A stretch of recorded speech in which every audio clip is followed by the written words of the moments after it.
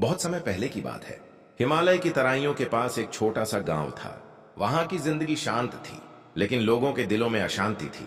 कोई धन के पीछे भाग रहा था, कोई नाम के पीछे, तो कोई दूसरों से आगे निकलने की होड़ में खुद को ही खो रहा था। उसी गांव में एक युवक रहता था, नाम था आरव। उसके पास ना तो बहुत धन था, ना बड़ा पद, ना कोई खास पहचान।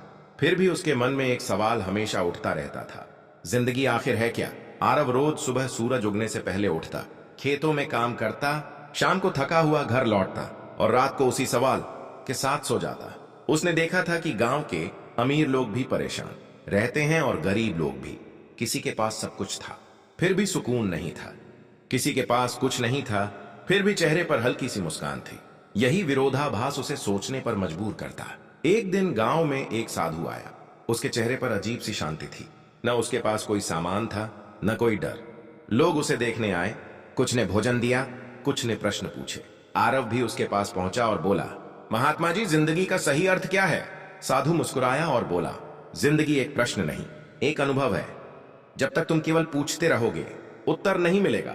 जब जीना शुरू करोगे, तब बोध होगा। आरव को यह बात अधूरी लगी, लेकिन कहीं ना कहीं दिल को छू गई। साधु कुछ दिन गांव में रहा। आरव हर दिन उसके पास बैठता, चुपचाप। साधु ज्यादा उपदेश नहीं देता था, बस छोटी छोटी बातें कहता। सांस पर ध्यान दो, काम को पूरी ईमानदारी से करो, तुलना छोड़ दो। एक दिन साधु ने आरव से कहा, अगर सच में जिंदगी को समझना चाहते हो तो थोड़े समय के लिए सब कुछ छोड़कर स्वयं को देखो। आरव ने यह बात गंभीरता से ली। उसने घर वालों से अनुमति ली और साधु के साथ चल पड़ा। यह यात्रा बाहर की नहीं, भीतर की थी।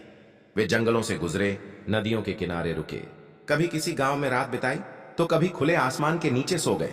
इस यात्रा में आरव ने भूख भी सही, थकान भी, डर भी, लेकिन उसने यह भी देखा कि जरूरतें बहुत कम हैं, इच्छाएं बहुत ज्यादा। जब इच्छाएं कम होती हैं तो जिंदगी हल्की लगने लगती है। एक रात आरव ने साधु से पूछा, लोग दुखी क्यों रहते हैं? साधु ने कहा, क्योंकि वे जो है उसे छोड़कर जो नहीं है उसके पीछे भागते हैं। अतीत का पछतावा और भविष्य की चिंता, इन्हीं दो के बीच वर्तमान कुचल जाता है।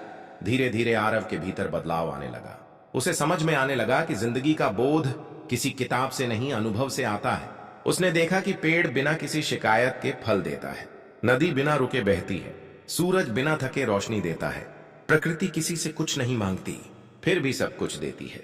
कुछ महीनों बाद साधु ने आरव से कहा, अब समय है लौटने का। बोध जंगल में नहीं, समाज में जीकर पूरा होता है। आरव गांव लौटा, लेकिन अब वह वही इंसान नहीं था। उसकी आंखों में शांति थी, व्यवहार में करुणा थी। वह पहले की तरह खेतों में काम करता, लेकिन अब शिकायत नहीं करता। वह लोगों की मदद करता, बिना किसी अपेक्षा के। गांव वालों ने बदलाव देखा, लोग उसके पास सलाह लेने आने लगे। वह कोई उपदेश नहीं देता था, बस अपने अनुभव साझा करता। वह कहता, जिंदगी को बोझ मत बनाओ, इसे समझो, महसूस करो। एक बार गांव में अकाल पड़ा, फसलें खराब हो गईं, लोग घबरा गए। आरव ने सबको इकट्ठा किया और कहा, डर से समस्या बड़ी होती है, एक दूसरे का साथ ही समाधान है। उसने जो थोड़ा बहुत था बांट दिया। धीरे धीरे लोग भी ऐसा करने लगे। उस कठिन समय में गांव पहले से ज्यादा एकजुट हो गया। उसी दौर में आरव को एक गहरा बोध हुआ, जिंदगी का असली सुख पाने में नहीं, देने में है। जब तुम दूसरों के दुख को अपना मानते हो, तब अपना दुख छोटा हो जाता है। समय बीतता गया, आरव की उम्र बढ़ी, लेकिन उसका मन और शांत होता गया। वह न खुद को गुरु मानता था, न किसी से मान सम्मान चाहता था। वह बस इतना कहता, मैं भी सीख रहा हूं। एक दिन वही साधु फिर गांव आया। उसने आरव को देखा, मुस्कुराया और बोला, अब तुम समझ गए हो? आरव ने सिर झुका दिया। उसकी आंखों में कृतज्ञता थी। उसने जाना कि बोध कोई मंजिल नहीं, एक निरंतर यात्रा है। इस कहानी से यही सीख मिलती है कि जिंदगी बाहर नहीं, भीतर बदलने से बदलती है। जब हम अपेक्षाएं कम करते हैं, स्वीकार बढ़ाते हैं और वर्तमान में जीना सीखते हैं, तभी सच्चा बोध होता है। धन, पद, नाम, ये सब अस्थाई है।